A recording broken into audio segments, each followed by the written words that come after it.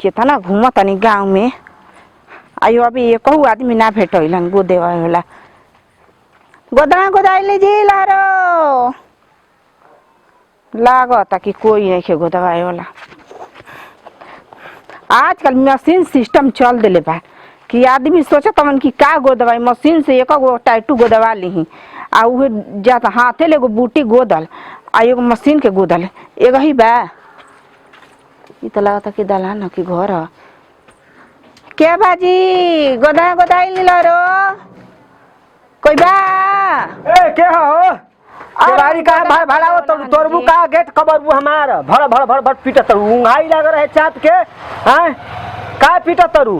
का किसी आता नहीं जी हम गोदना गोदे वाले हनी गोदना गोदवाले हो हां गोदवाई ली गोदना हमारे घर ना मेहरारू चौवा नहीं खीसन अब मेहरारू चौवा से का बा आदमी मर्द गोदना गोदावेलन सही के हां नजर गुजर ना लगी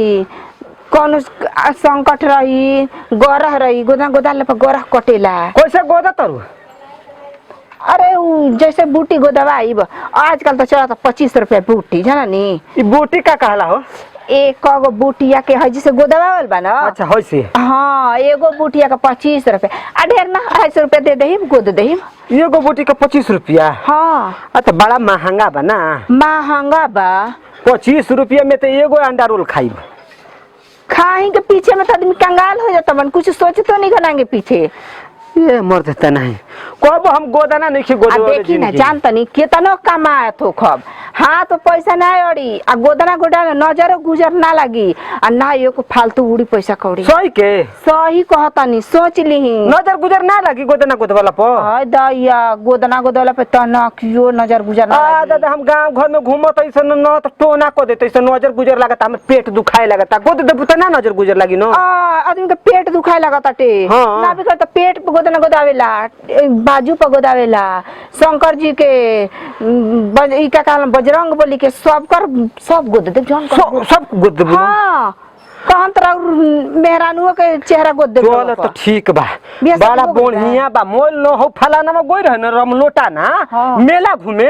तो गोदवा बोले रहे मशीन ले हां त एगो हाथ के गोदल के मशीन के गोदले लाग जी एगो में मशीनिया वाला खराब गोदेल स न मशीनिया वाला उ त टाइट बना देता आदमी शौकीन वाला एगो हाथ के गोदल हां तनी मेहनत करबू त पैसा वसूल होई ना पहले के बूढ़ा बुजुर्ग रहे तो बोलाया गोदवावे कि आई हमारा गोदाना गोद दे हां पत्तो उतरल बिया ए बहनी चल के गोदना गोद दी का कोई हमार पत्तो नहीं खे न उतरल हमर पत्तो बिया के बोला के गोदवाई तब बिया होल भा ना बिया नहीं के भइल बे आ त बूढ़ गुजर जी बोला जितना अगुआ आवेला स न उ सरवा हमरा के देख भाग जालो स दूर जानता नी आज का शौकीन में आदमी चूर बाड़न जा तन त मशीन ले पूरा गोदवा ले तड़न हम गोदवा वाला रहे होइजा तक मोल गोदवा देले रहे सन पूरा हां तो ओतना गोदवाला के जरूरत नहीं के गोदना लेखा होला आजकल आदमी शौकीन में चूर बाड़ा रंगना नो कोरी हां पकुत बोले रहे लो पेटना अपना बाह पकुत बोले रहे तो हम कहां गोदवाई ब्रो हम अलग फैशन के गोदवाई ब्रो सुनी लीलार पर गोदाला बाजू पर ना ना हाथ पर हम लीलारा बाजू पर ना गोदवाई पेट पर गोदाला सुनो का लपेटना हेजा गोदवले रहे हां चिरंगना हेजा गोदवले रहे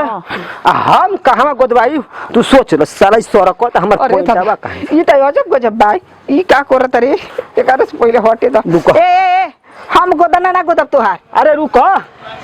हई न जान त रुका बात बा ये तना महंगा बा पैंट तब ससुरा ढीले होखल जाता है ई का करतड़ा अब तू कहां गोदवाई बा हमारा बस के बात नहीं के तार गोदना अरे गोदना ना गोदबू ना हम ना गोदब हम हाथ देखो हम पेटना है हेजा गोदवले रहे न चिरंगना अपन करिहाई पर तो गोदाला तो हम हेजा गोदवाई दिल पर अपना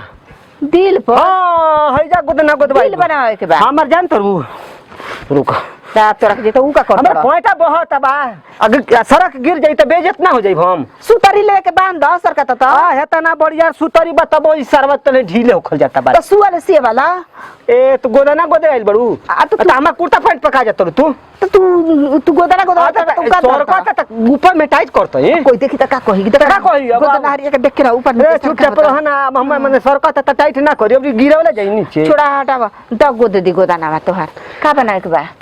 ए हां अपने लवर के चित्र बनवाई लवर के चित्र बनवाई अब फटावा देखे बताबे ना बनाई बतावा हां देखत तनी